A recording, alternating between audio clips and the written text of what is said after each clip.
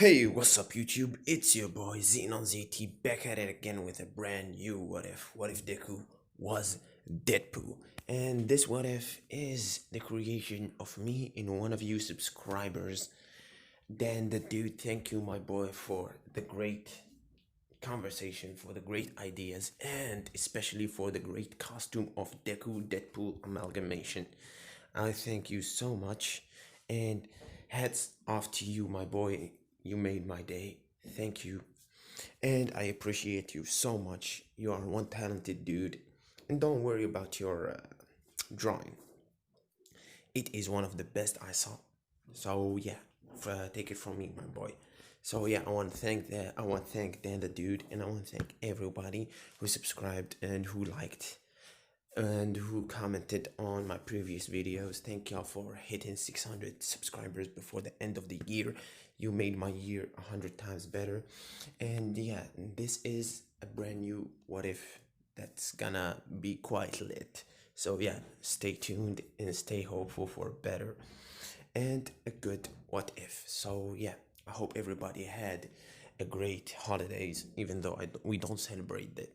We don't celebrate it, but yeah. So, the story of Deadpool is one of suffering, comedy, and tragedy.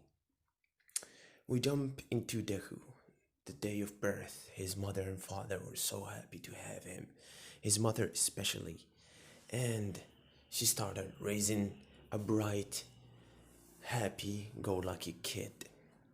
And the first tragedy struck at the age of 4. Deku was evaluated at the quirk doctor and he was hit with the shock that he will never develop one. So the days of Deku were getting bullied, making jokes to cope with the bullying, and going out through his days. That was the life of Deku up until the age of 9 years old. One day Deku woke up at the middle of the night, wanting to have a cup of water, walking through the halls of the home, feeling like he's been walking the whole day long, his chest tightening, and he can't breathe, gasping and trying, and he is fighting, but you hear a thud as Deku's body hit the ground.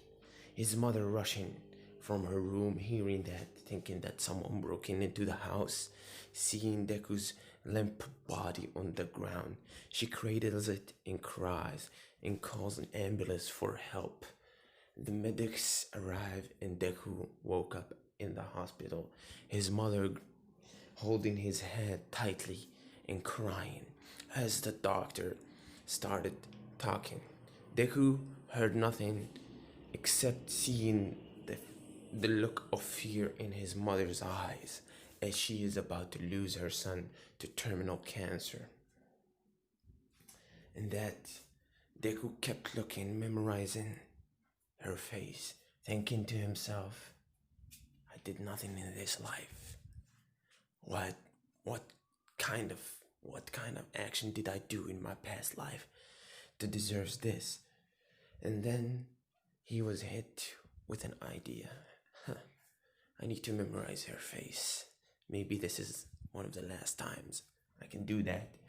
And his mother, not wanting to let her son go without a fight, picked up Deku the day after and started walking the streets, searching for a solution to save her little boy, her little angel, Izuku. She ran from hospital to hospital, from doctor to doctor. It'd been months, and Deku was getting sicker and sicker by the day, and weaker by the day, and by the passing minute and hour. One day, his mother was at her last ropes. She was walking the streets with Deku trying to create some joy in her life and cracking jokes, and his mother laughing, holding the tears back. And on that fateful day, she walked through an alleyway and she was met with a suited man who gave her a card and said, "Lady, we have this program that can grant quirks, and maybe your son can have one if he's quirkless, that is. And his mother accepted, thinking that maybe if Deku will have a quirk, maybe that can fight off the cancer. And she accepted, no hesitation. She was sent home, and Deku was with her, packing his things at the age of 10 now. Packing his things, and she was preparing him, and she was ecstatic to see him after he got out of the facility, not knowing that the facility was a death trap for anyone who got in. And Deku did not know anything. He was a little boy, but a little babe at this point, taken in by the Foundation. That day, Deku learned the meaning of pain. He fought, and he looked at everyone as needles were stabbed into his hands, and his body was experimented on, and the results were starting to show and affecting him as he was cracking a crazy smile on his face and cracking jokes one after another just to cope with the pain. His head was going insane slowly and slowly until he was put into a chamber. That chamber sucked out the air from his lungs and sucked out the air, putting him on the minimum requirement of life, as it was his last chance to develop a quirk. As his body started changing and the cancer started spreading through his flesh, turning him into a fermented testicle, by the way. Just a fermented testicle. He felt pain, and then he felt rejuvenated, losing his hair, losing everything. He was descending into madness. And then he got out of the tank, and he was straight apprehended. And one of the doctors said, another failure. He developed a quirk, but at the cost of his looks. This is a fail. Deku was put into a mentally disabled wing of the facility, where he developed a friendship with one of the kids right there. Deku was at the age of 11. Deku was sitting, and that patient were cracking jokes, and he was trying to cheer him up as the doctor came in and asked to take the patient, the Deku friend. And Deku, known that was his last chance to save his friend and save himself, Deku stood up as he fought the doctors. One of the doctors had an energy quirk that shooted blasts from his hand, and he blasted Deku's heart, piercing him, and Deku feeling the life escaping from his fingertips. Deku fell limp into the ground, and after little seconds, a burst of light popped out of his chest. And the wound started healing himself, and the heart started regenerating. And then you hear beep as his heart beat again. Deku stood up with rage in his hand and lunged at the doctor, scraping and scratching at the doctor's eyes and putting and jamming his fingers into him. Deku looked frantic, looking for his friend, but he was too late at this point. His friend was already experimented on, and his friend was dead. Deku thought to himself that the regeneration took only seconds, but blowing a big part of your body takes maybe an hour, so he was too late to save yet another life. Deku ran that maybe if he can survive, he can live the life he and his friends dreamt about. Deku fought, using anything in his path just to knock out the doctors and try to escape, jumping from a rooftop, landing on his leg, breaking it. Not a rooftop, a second story window, landing on a leg, breaking it, and limping away, naked, his body looking like a testicle. Everybody was looking. Deku's first destination was home. Then maybe if he sees his mother's smile, something will change about stuff. Deku walked and walked, and through the distance his leg healed, and the walking turned into sprinting, and sprinting turned into full speed running. Deku noticed that his speed was boosted and that he is running more than a normal human. And he reached his home, knocking on the door as his mother opened the door. She had a horrified look on her eyes.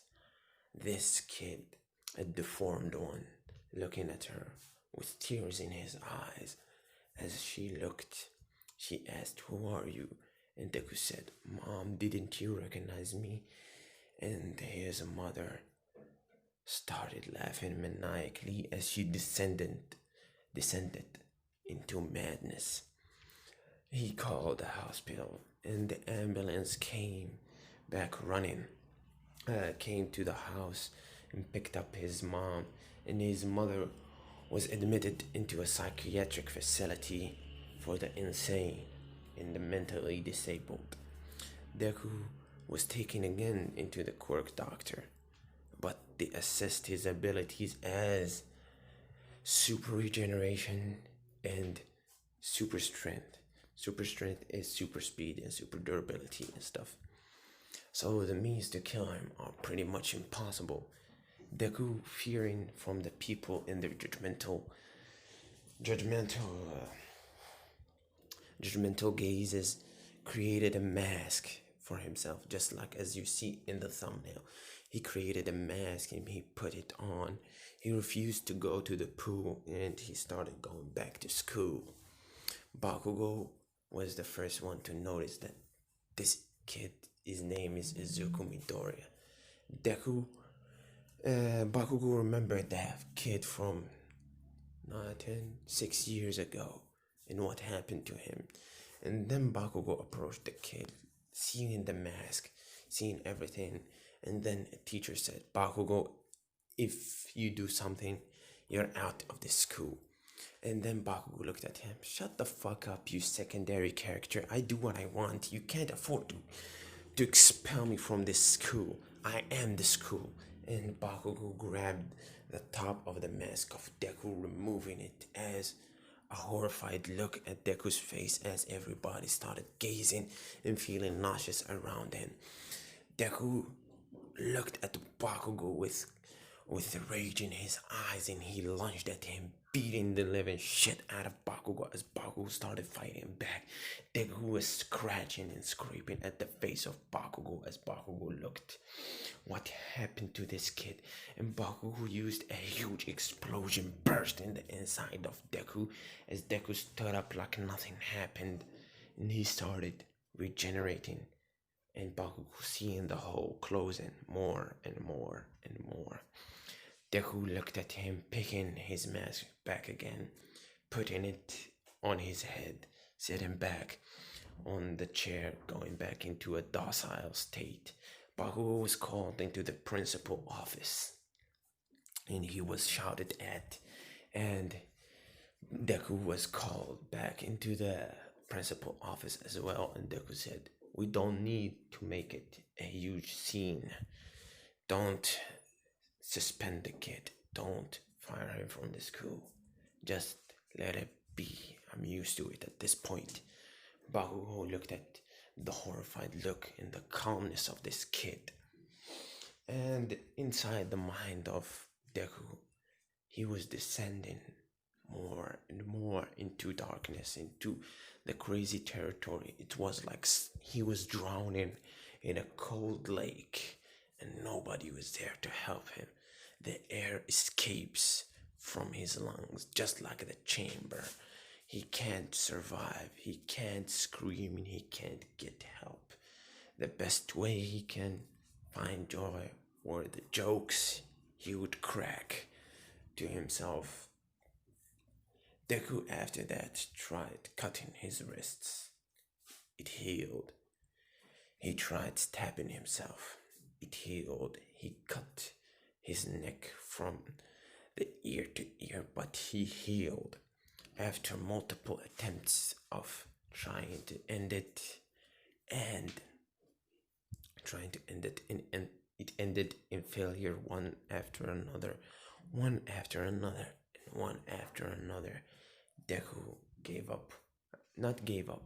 Deku walked as he walked into the top, to the highest building, and he looked. I bet the view up there would be cool. Deku, as he was walking atop the building, he was walking the stairs as he reached his lowest points, and he started laughing maniacally, grabbing into the walls to support his weight. He walked and walked until reaching the top building. He sat down on a ledge and he looked, thinking about life and about jokes and what it means. And then he looked, what another fail would do to me, huh? And he jumped like nothing happened. He landed on the street, splatting, every bone in his body broken, a pool of blood surrounding him as Stain, the hero killer, walked to him, thinking, what happened to this kid? Why did he do it? Thinking that he would deliver a mercy kill to the kid. Deku looked at him. Just give me a second, will you? That was such a pain in the ass. And Deku stood up. Much better. So, who are you? To the shock and dismay of Hero Killer Stain looking at him. Kid, why did you do it? You mean the 300th attempt of killing myself? And Stain said 300? It's more like 320 at this point, but yeah, 300. The Stain looked at him. So why did you do it, kid? Deku said, I don't know. I felt bored. Maybe. I don't know. And then Stan said, felt bored, huh? And he started thinking to himself, what if I take this kid under my wing and make him into the perfect hero that society needs, that society looks up to, just like All Might, not like these fake ass heroes that I will deliver God's judgment on them. Deku, and then he looked at Deku. What do you think, kid? Why don't you come train under me and I'll make you stronger? And I'll make you a hero, Deku said without hesitation. Yeah, and then, yeah, sure thing. And Stain looked at him. Don't you need to think about it?